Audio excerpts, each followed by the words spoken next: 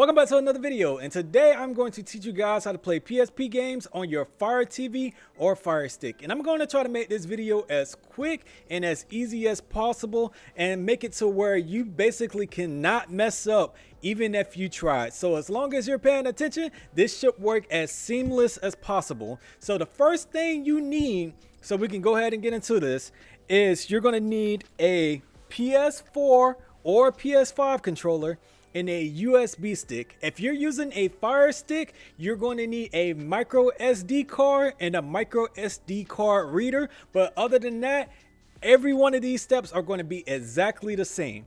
So once you have your micro SD card, if you have a Fire Stick, and you have a USB drive, if you have a Fire TV, what you want to do is insert that into the computer. And then once that pops up, the first thing we're going to do is right click on this, click format, and then we're going to format this to a FAT32, and you can go ahead and format that drive. So now that the USB drive is fully formatted, you want to go down here to get more apps.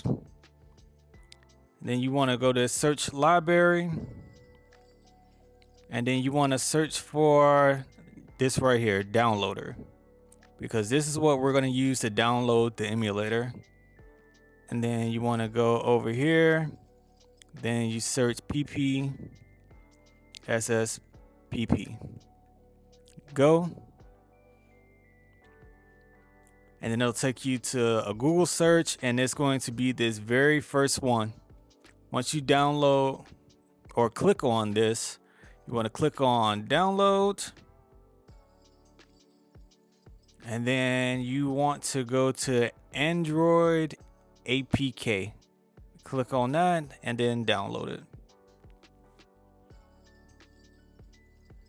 All right, once you click on download, it's going to probably try to automatically install, or you're going to get this message saying that the security for your TV will not let the unknown app install. What you want to do is go ahead and click on settings, and then the about. You click it 1, 2, 3, 4, 5, 6, 7, 8. Okay. And then you can see right here, it opens up the developer options right here. Make sure you click the about 7 times, just like you just saw me do. Click on developer options, and then click on install unknown apps, downloader on. Then you want to go back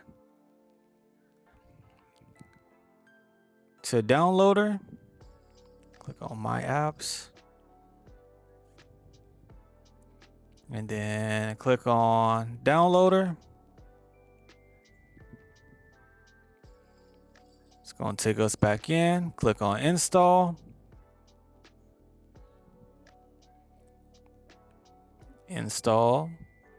and there you go. So now that we got our emulator downloaded, we need some actual games to play on those emulators. And that's where we come to our ROM files, which are going to be the actual games we need to play on that emulator. Now, I've been using this site right here, coolrom.com, for the past 15 years. Never had a problem with it. If you decide to use your own website or to Google ROMs, make sure you are scanning those files from malware, because ROM files on the internet are notorious for spreading malware. And always make sure you connect to a VPN before you download those ROM files. So once you get over here, for instance, if you decide to use coolrom.com, you would come over here to ROMs, and then you would scroll down here to Sony PSP. And in here, you can find pretty much the entire catalog of PSP games from beginning to end. So say, for instance, I want to download God of War Ghost of Sparta, right? You would come over here, scroll all the way down. Oh, and you see that even the site tells you that you want to be connected to a VPN before you start downloading these ISOs. And then you would click download file. Again, trying to sell me on a VPN. And no thanks, continue to download. And as you can see right here, it's downloading. Now, once this gets downloaded, I'm going to show you guys how to catalog and put it on the USB drive so it can be read properly. Now that we have all our PSP games downloaded that we want to download, you want to take all of these games and create a folder called PSP games. Trust me, it will make it way easier later.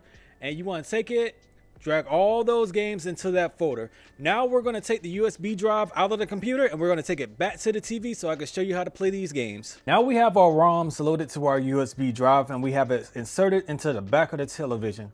Now it's time for the final 2 steps. When you put the USB drive into the TV, you want to come over here to Applications. You want to go to Manage Installed Applications. Then you want to scroll all the way down to your PSP emulator.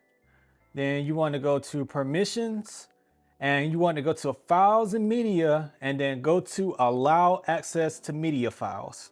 Then after you allow permissions for the PSP app, you're going to back out.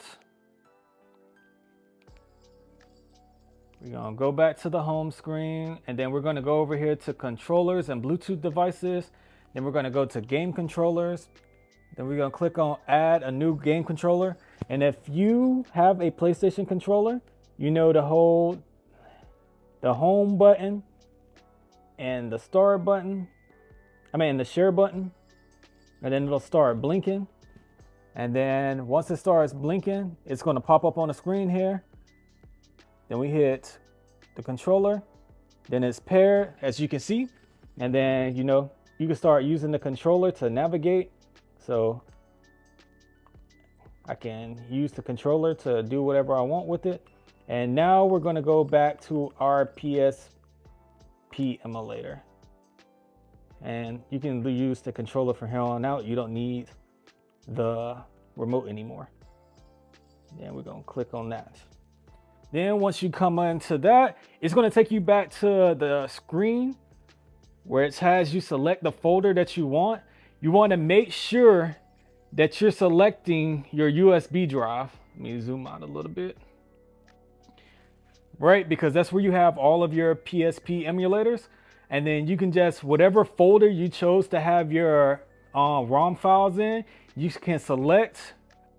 And then once you finally find the folder that you want to use, you want to go down to use this folder and then click the allow option.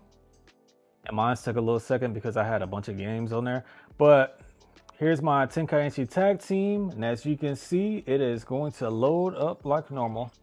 And again, you can use your controller to control everything that goes with it. Now, some games might require you to have like some different adjustments to make them run better. But as you can see with this one, running just fine. Frame rate the same. Again, use your controller. And let me show you guys some gameplay. All right, here's some gameplay so y'all can see what it's gonna look like.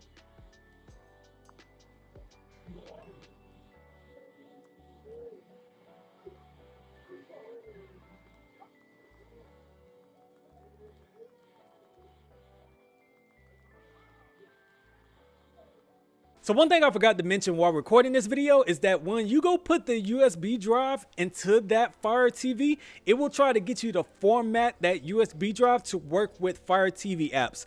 Do not format that drive to work with those Fire TV apps because you will erase basically everything you have done so far, and then that USB drive will only be useful to work with your TV. It will not allow you to put any ISOs on there or put any ROMs on there to work with the PSP app.